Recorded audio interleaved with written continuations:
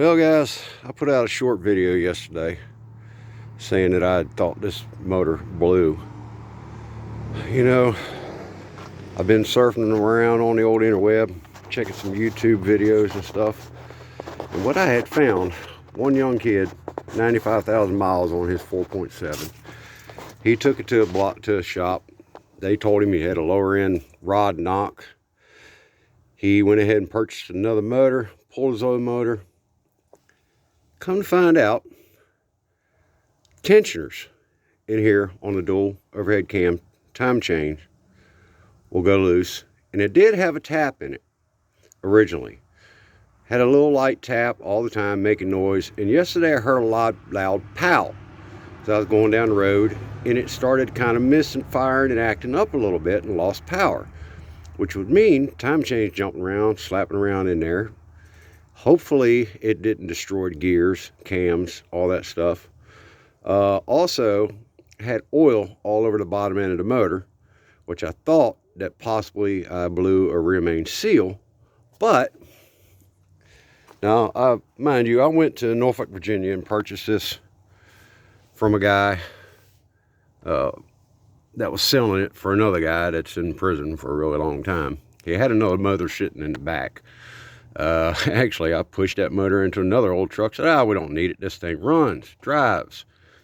Well, that might have been a mistake, but I still had the option to drive up there and pick it up, which I do have the white Dodge running now. So I have to make a, let's see, I think it's about 8 hours drive there, go pick it up. But I want to show you where my oil leak is.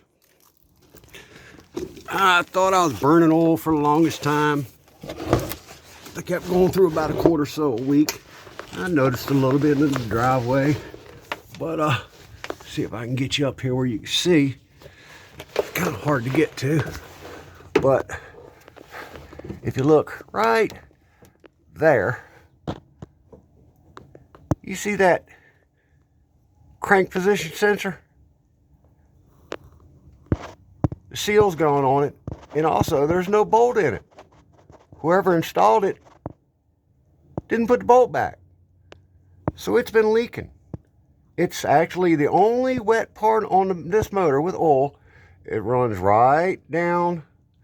See if you can see here. Sorry, light's kind of runs right down from that sensor, right down here, and then ends up right there on the bottom end of the motor. That's where the oil's coming from. So we do have a little bit down here around. Look at that job on that. Rather than put a new seal and bolt on there, they just threw some Permatex on it. That's leaking also. Got a little bit of oil in front of the oil pan, but I believe that's all just blowing around from here. Definitely on the bottom of the transmission cover. So let me get back out one of this truck.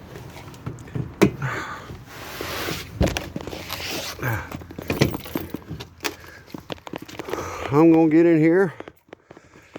I have to pull the radiator, pull the top, pull the valve covers, break this thing all back down.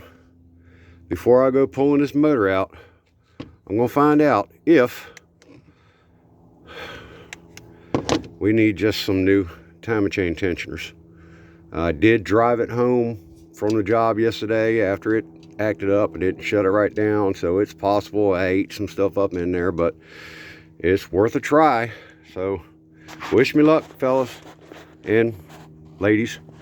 I'm gonna break this thing down and I'll shoot a video after I get it tore down and see where we stand, if I have to pull it or possibly can fix it. Thanks for watching, guys. I'll keep you guys updated.